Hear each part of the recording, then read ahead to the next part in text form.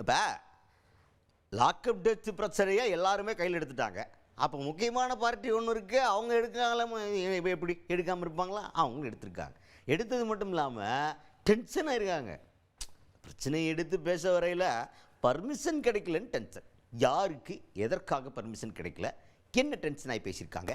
தமிழ்நாடு பாஜகவை சேர்ந்த மூத்த தலைவர் தமிழிசை சவுந்தரராஜன் அவர்கள். அவங்க தான் இப்போ சிவகங்கை மாவட்டத்தில் அஜித்குமார் அப்படின்ற இளைஞர் வந்து லாக்அப் டெத்தில் உயிரிழந்துட்டார் அப்படின்ற ஒரு பிரச்சனையை பாஜகவும் கையில் எடுத்திருக்காங்க. இது தொடர்பாக கண்டன ஆர்ப்பாட்டம் நடத்துறதுக்காக பர்மிஷன் கேட்டுருவாங்களா, அதுக்கு பர்மிஷன் கிடைக்கலையா. அது இவங்க என்ன சொல்கிறாங்க அப்படின்னா, ஆராசா அவர்கள் ஒன்றிய அமைச்சர் அமித்ஷா அவர்களை இழிவாக பேசுகிறார், அவருக்கெல்லாம் ஒரு பிரச்சனையும் வரல, நாங்கள் ஒரு உயிர் போயிருச்சு அதுக்காக போராட்டத்துக்கு வந்து களத்தில் நின்னோம்னா எங்களுக்கு பர்மிஷன் கொடுக்க மாட்டேங்கிறீங்க. நீங்கள் இதெல்லாம் இந்த அடக்குமுறையை நாங்கள் என்றைக்குமே அனுமதிக்க மாட்டோம்.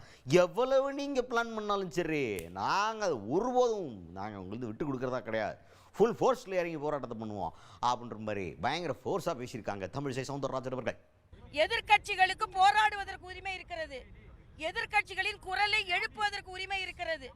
ஆனால் கூடுவதற்கு கூட அவர்களுக்கு உரிமை இல்லை. அவர்களை உடனே கைது செய்யப்படுகிறார்கள் என்றால் தமிழகத்தில் என்ன ஆட்சி நடந்து கொண்டிருக்கிறது?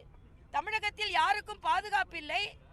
ராசா நமது மரியாதைக்குரிய உள்துறை அமைச்சர் அவர்களை மிக மோசமான வார்த்தைகளை பேசுவார், அதை அவர்கள் அனுமதிப்பார்கள். ஆனால் நாங்கள் இங்கே எங்களது தொண்டர்களும் தலைவர்களும் வந்து எங்களது குரலை எழுப்ப வேண்டும் என்றால், அதற்கு அனுமதி மறுக்கப்படுகிறது என்றால், குரல் வலை நெரிக்கப்படுகிறது என்றால் முதலமைச்சர் ஸ்டாலின் இதற்கு பதில் சொல்லியே ஆக வேண்டும்.